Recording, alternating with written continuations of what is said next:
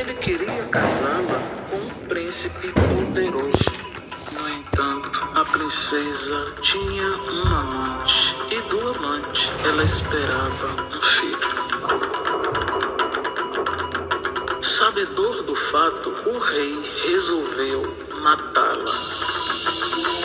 Numa barca, levou a princesa até o meio do rio onde vivia Oxum. Jogou a princesa no meio do rio, a casa de Oxum. O rei tinha um papagaio que o acompanhava sempre. O papagaio tudo presenciou. Tempos depois, alguns pescadores viram uma caixa boiando no rio. Foram ver de perto e dentro tinha uma criança. Temerosos, abandonaram seu achado na margem do rio. Pelo mesmo lugar passou outra embarcação. Os viajantes recolheram a criança e levaram como presente ao rei.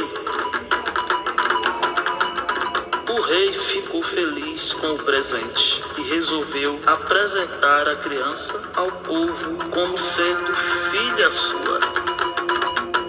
Ele sentia falta da filha que afogara, sentia-se sozinho. Deu uma festa para apresentar a nova filha que adotara. Quando todos estavam reunidos, o papagaio contou-lhes acerca de todo o sucedido. Disse que a menina havia nascido na casa de Oxum, portanto deveriam devolvê-la ao rio. O rei então se deu conta de que a menina era sua neta e devolveu-a ao rio onde nascera.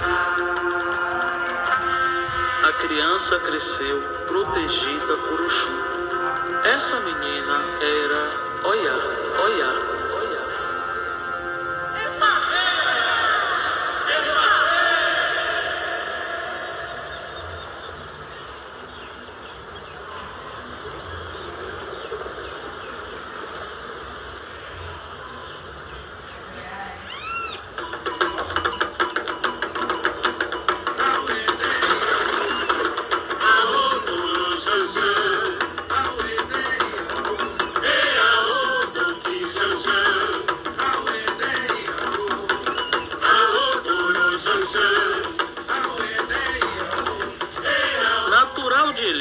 E radicada em Salvador desde os 13 anos de idade, Clécia Maria Aquino de Queiroz é uma reconhecida artista baiana e referência importante para muitos que a acompanham.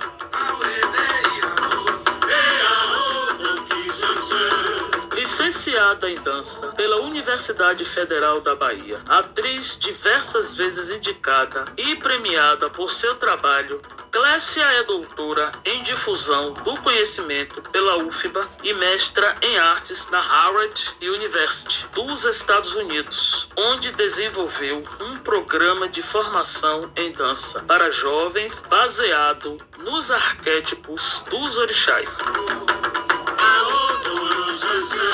E atualmente é professora assistente do Departamento de Dança da Universidade Federal de Sergipe, ensinando africanidades. Seu trabalho nas áreas da dança e da música é fruto da cuidadosa pesquisa dos ritmos autênticos da Bahia e traz muitas referências ao candomblé. Mantendo também forte vínculo com o teatro, a multiartista tem destaque em importantes montagens.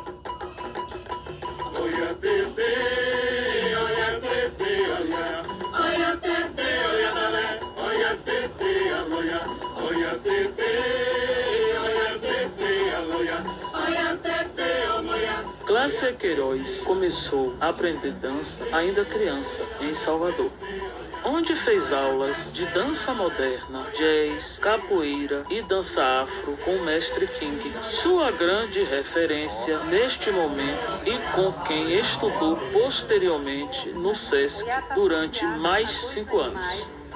Na verdade, em África tem um terceiro animal que a gente aqui no Brasil... Continuou seus estudos de dança de matriz africana na universidade com Firmino Pitanga, Augusto Molu, Flecha 2 e outros grandes professores e professoras. Ensinou dança em escolas públicas de Salvador, sempre preocupada em passar conteúdos voltados para as danças populares e de matriz africana.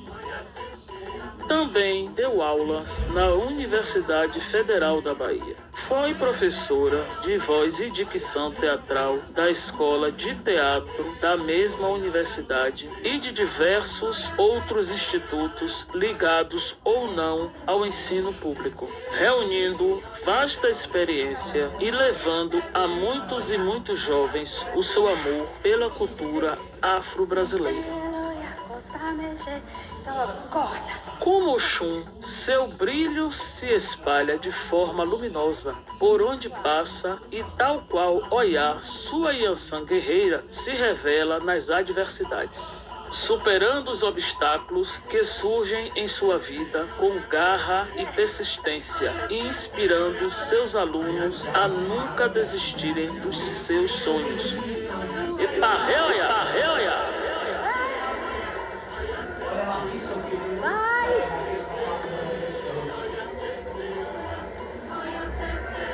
Em Ilhéus, a gente tinha muitas festas e eu sempre preparava coreografias. Eu mesma menina, né? Eu gostava demais de dançar. Depois eu vim para Salvador aos 13 anos de idade e fui morar exatamente em frente a uma escola de dança que se chamava Escolinha de Forma e Movimento. E curioso que Ilhéus, naquela época, não tinha escola de dança, né? E aí eu fui morar nessa escola, tinha várias linguagens de dança, de jazz, capoeira, dança afro, dança contemporânea. E ali, naquele lugar, eu me via, ali eu queria ser, ali eu queria estar dançando. Aí o que ocorre? Eu vou fazer aula com o mestre King. E aí ele trazia coisas que eram do candomblé, danças do candomblé, samba. E quando eu comecei a sambar e tudo mais, ele disse pra mim: onde você aprendeu isso? Nunca tinha feito isso, nunca tinha... E saí já sambando. Aí ele terminou me convidando para estudar com ele no SESC. Ele dava aula no SESC e aí eu fui para lá aos 13 anos, no meio de um monte de adultos já, mas eu era grande assim como sou hoje ainda, né? E aí me misturava entre eles, eu não passava por uma criança, mas era uma criança ainda.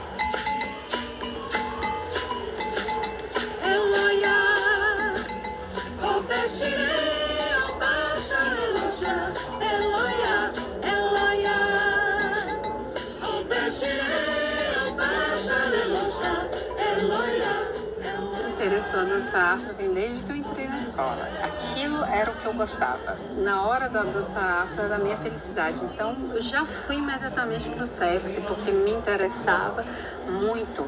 Então esse sempre foi assim, o meu desejo. Sabe a sensação de que isso é dança, verdadeiramente dança?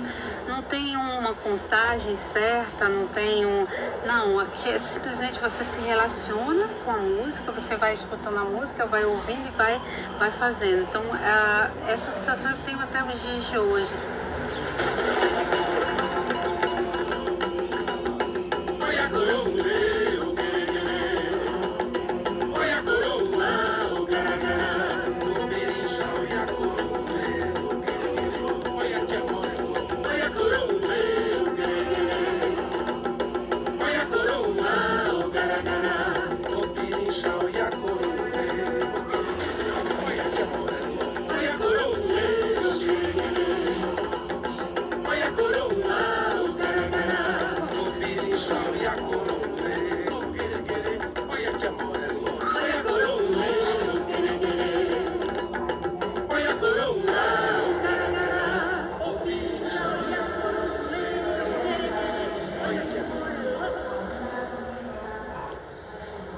vários componentes curriculares, né?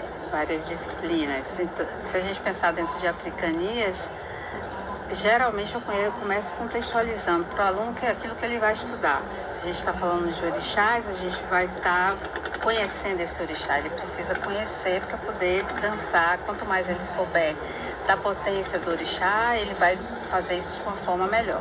A gente se conecta em roda, né? Porque aí você não tem uma hierarquia do professor, do aluno. Sempre penso que o aluno, ele nunca é um saco vazio, ele tem muito conteúdo, muitos conhecimentos que estão em diversos lugares, desde praia, amigos, religião, a vivência que ele tem na família, nas redes sociais, né? Que agora está bem intenso. Então, tudo isso, ele traz muita coisa. Então, a ideia é de que a gente possa compartilhar e ele vá trabalhando a partir das suas vivências, criando sua história. Então, se a gente pensar em Oiá, Yansan, o que vem na sua cabeça assim, quando você pensa nesse orixá? As tempestades, os ventos. Tempestades, ventos. E se a gente pensar em tempestade, vento, o que tem? Que energias que a gente pode pensar? Em movimento. Movimento, isso, movimento. O próprio nome dela, Oiá, já tem a ver com movimento, com coisas que são rápidas, né? Então, ela está associada a uma borboleta, né? Se tem um sentido de borboleta, também é um búfalo. Na África, ela está associada também a um antílope, que tem a ver com essa coisa do movimento rápido. Aqui no Brasil não veio, mas, por exemplo, foi passado para Cuba também, né? Em Cuba também tem. Então, esses três animais estão ligados a ela. Então, se a gente pensar, essa mulher que é borboleta, ela tem uma suavidade também, né? Então, não vamos pensar que é só briga, né? Você tem esse búfalo que se transforma em búfalo também, mas que depois volta para a calmaria, volta para a sua borboleta, né? Então, não é que ela esteja brigando o tempo inteiro. Ela está brigando, mas ela está atenta.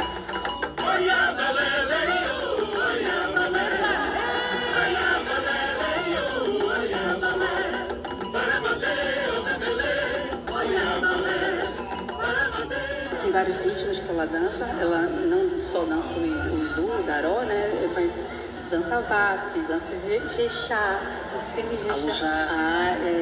Ela dança o Alujá. Então ela se relaciona com os outros orixás também, né? E aí a gente vai fazer isso hoje, um pouquinho disso, um pouco dessas danças. Pensar nessa borboleta, pensar nessa fúria na guerra.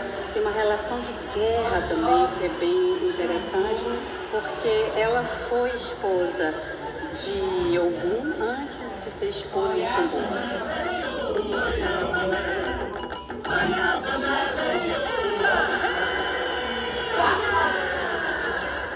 E aí a gente começa a criar aquilo que eu chamo de mitopoéticas, porque a dança no candomblé, elas são narrativas. A música, ela vai contando histórias e o corpo vai respondendo da mesma maneira. A gente não trabalha com as danças do candomblé, a gente traz essas danças como informação, mas a importância é que os alunos criem suas próprias narrativas. Que tem uma pessoa aqui com você. A gente trabalha em cima muito dessas mitopoéticas corporais. Às vezes, quem está de fora ouvindo diz assim, opa, mas onde é que está o orixá ali? Né? Mas ele está ali, ele tá sendo narrado de uma outra maneira.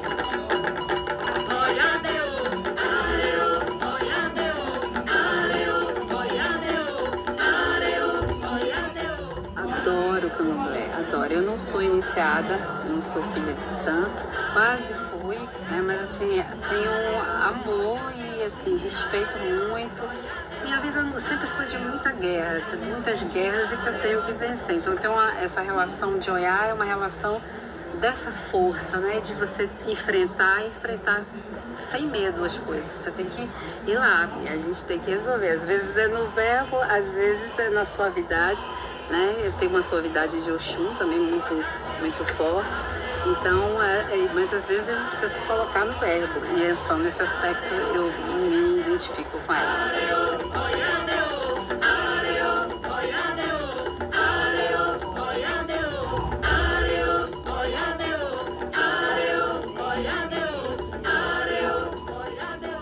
Robert foi uma paixão assim de primeira vista, né? Eu estava voltando do doutorado, tinha ficado 4 anos afastado da universidade, e voltei, encontrei ele, que ele é do Piauí. Em Disseu, né, no bairro que eu morava, havia um teatro recém-inaugurado e eu comecei fazendo capoeira. Só que nos intervalos, né, das aulas de capoeira, eu via, assim, devo ter uns 13, 14 anos. Eu via as meninas do balé passando pelos corredores e aquilo me interessou. Deixei a capoeira e passei a fazer aulas de balé, escondido de minha mãe. Foi bem desafiador. Bem desafiador porque foi um processo também de aceitação. Aceitação comigo mesmo e aceitação para com a minha família. Mesmo assim eu decidi. Então eu escrevi, né, nas audições e passei e fui estudar dança, fui sonhar. Ayamada, deve ser meu irmão. Ayamada, deve ser meu irmão. Ayamada, deve ser meu irmão. Ayamada, deve ser meu irmão. Ayamada, deve ser meu irmão. Ayamada, deve ser meu irmão. Ayamada, deve ser meu irmão. Ele tem uma coisa que é muito interessante, que ele é um aluno que é super questionador, um aluno interessado. Ele tem uma relação também com o candomblé, ele é iniciado no candomblé, e eu digo que ele é um pouco griot. A gente fala isso, que ele tem uma memória que é incrível, então você fala uma coisa para ele, ele já absorve, já transforma na vida dele, já tá ali. Então foi amor assim à primeira vista, e eu tenho ele assim como uma grande referência de aluno também. Vai, não tá gostando da ideia? Ave Maria, falar de Clécia primeiramente bater paó, né? E pedir a bênção, porque Clécia ocupa, sim, um lugar muito significativo na minha vida. Porque ela vai estar ali, exatamente naquela encruzilhada, né, de despertar acadêmico e artístico na minha vida. E as aulas de Clécia sempre me instigaram a não ficar só naquele ambiente de sala, mas de me investigar corporalmente, levar aquilo para fora. Eu lembro que uma das aulas dela, o tema da aula era de onde vinha a sua dança. Aí ela olhou pra mim e me perguntou: Robert, de onde vem a sua dança? E eu, eufórico, empolgado, assim, eu falei: olha, Clécia, eu comecei a dançar na escola de dança. Ela sorriu e disse: será? E aquele será reverberou de uma forma gigantesca no meu corpo. Então, a partir daquela pergunta, eu tinha uma missão, que era investigar essa minha dança primária. De onde vinha essa minha dança? E Clécia me instigou a isso, né? Ela me deu esta missão.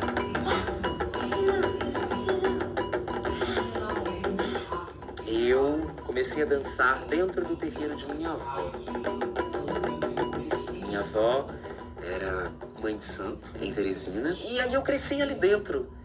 Então eu me enamorei muito rápido pelo barulho dos tambores, pelo movimento das saias girando, e foi ali que eu comecei de fato a dançar. A minha dança ancestral vem dali, vendo o caboclo de minha avó dançar, vendo o inquice de minha avó dançar, vem dali. Mas que eu resgato isso dentro das aulas de Clécia e me investigando, me instigando, querendo saber de onde eu venho, de onde vem essa minha dança de origem.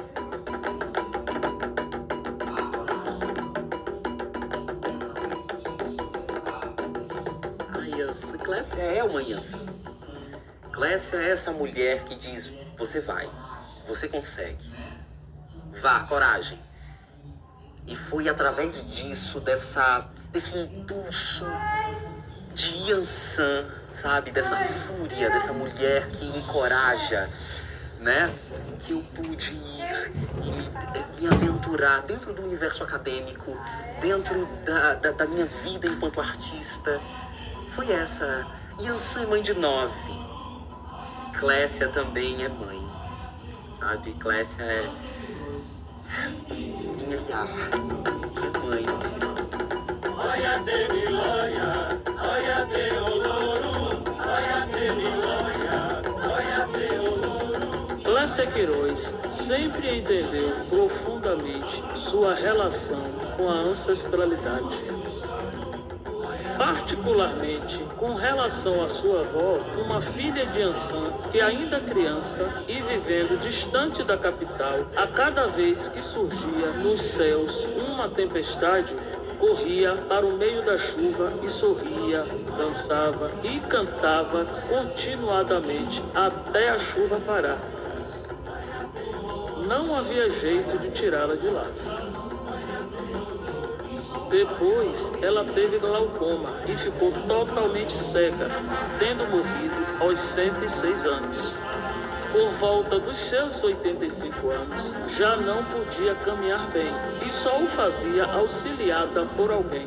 Mas a cada vez que relampejava nos céus, ela perguntava: "Está relampejando, né?" Alguns anos depois, quando já tinha por volta dos seus 95 anos e morava em Salvador, algo mágico aconteceu. Caiu uma tempestade extremamente forte. Toda a família estava recolhida em casa quando ela surpreendeu a todos. Levantou-se sozinha, o que era impossível, e sorrindo começou a cantar e a dançar ininterruptamente. Clécia até hoje se recorda com carinho da sua querida avó e dessa história incrível que aconteceu.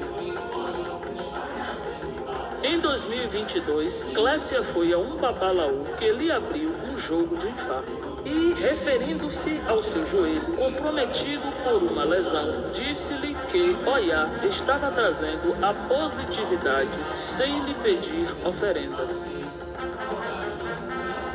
Em seguida, alertando que, para isso, havia a necessidade de uma conduta pautada por serenidade, autocuidado, autoconhecimento, paciência, coragem, lealdade e busca ativa por realização pessoal e felicidade.